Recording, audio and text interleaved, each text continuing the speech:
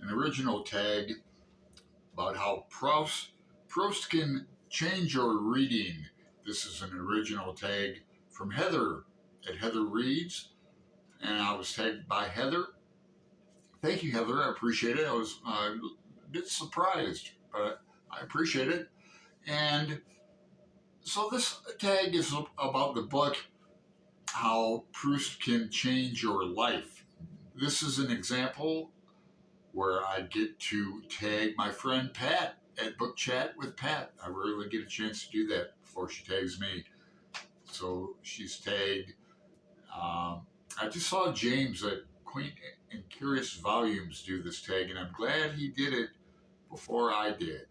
So I have a chance to do it because it's a hard tag. I feel like it's been weeks since she posted it, but it's only been 6 days. Yeah. So a lot of prompts. I'm going to do something different with prompt 5. I'm going to, first I'm going to use a bookmark that I made in March. Sent out to a few people. I only made 21 of them. So, and I'm going to randomly choose a page in Collected Fictions of Borges. No, not that one. I've got my eyes closed. This one with my thumb, okay? And then we're going to use that page number to pick a page out of Finnegan's Wake, and I'm going to shuffle the banned books tarot deck and pick a card, and we're going to use that card to pick the line from Finnegan's Wake. So we have A Wrinkle in Time, The Queen of Paper. So I'm going to pick another card. Try to get a number card, huh? The Ace of Words, and that is He and Earl and the Dying Girl, Jesse Andrews. Ace of Words, so I'm just going to go with number 1. So whatever page number that's on in Borges, the first line of Finnegan's Wake is going to be the answer to prompt 5. So prompt 1, how to live life today. If there was only time to read one book before the world ended, which book would you read? Now, guess what? If I get to be on my deathbed someday, like in a nursing home or hospital or whatnot, this will be the book I take with me, Finnegan's Wake. And we're in a midst of a Finnegan's Wake reading group right now. It's going very successfully. Roy Reads Anything, and Roz Scaladellan about the books, Thomas Books Lit and Art Matters, Jenny Jables, I know she's been tagged in this. Who else? Deb's at Raina Reads stuff. So taking all of them. 2, how to read for yourself. Name 2 books which had one or more of the Maquis de Lau, the MLP, effects on you. Now there's 1, 2, 3, 4 different effects, and I'm picking for C, to read about an idea or emotion and recognize it as one you have experienced but never articulated. So I'm going with the Book of Sand in Borges. So far, my favorite short story from him. I've read probably 10, but the Book of Sand is like Finnegan's Wake in a way that you can never find the same thing on the same page, and it never ends. It's infinite. It's circular. The Book of Sand. It's a wild book.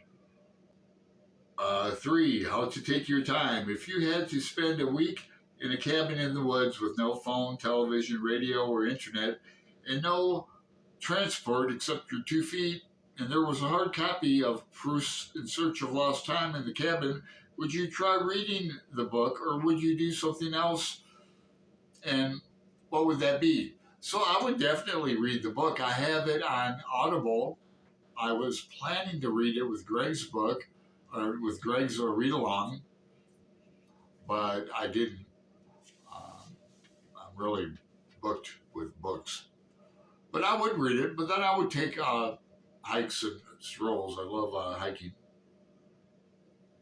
4. How to suffer successfully. Is it true for you that some kind of suffering or unhappiness is probably what made you a reader or writer? Yes.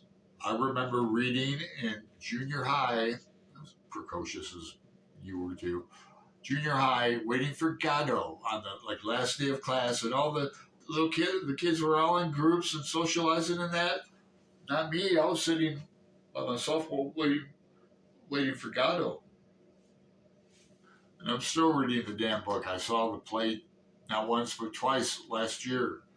I'll put the playbill up here. 5. How to express your emotions. Think of any book you recently read and enjoyed. In 100 words or less, describe what you think was good about it without using adverbs or adjectives. Okay, well, as you saw, I plainly put my bookmark, and I'm going on the right page, and that's page 385. So we'll look up in FW page 3, what did I say, 85? 385. I'll show it to you. There's a bookmark. There's a page. All right. 385. And hell with it, I'll pick a new card too. 3, 4. 3 of Pentacles, so it's a 3. So page 385, third line. 385, 1, 2, 3. Old bygone days of Dion Bolshwat, the Elder, in Aranon, Prague. In the other world, of the passing of the key of Tutankhamun with Nush, the carrier of the word.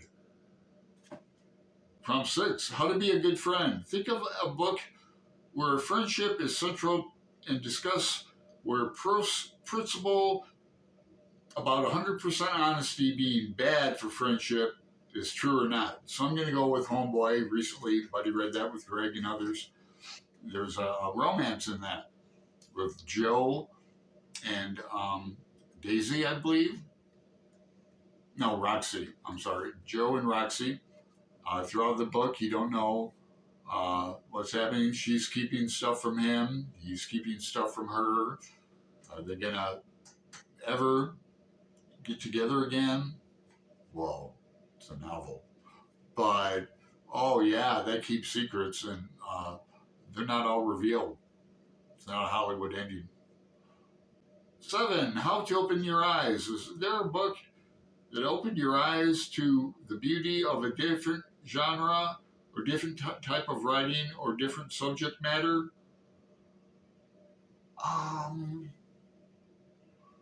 Giovanni's Room did, in a way. James Baldwin, about 2 gay guys in Paris, a black American and a white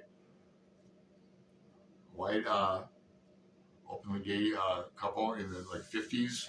It was really quite interesting and disturbing. And I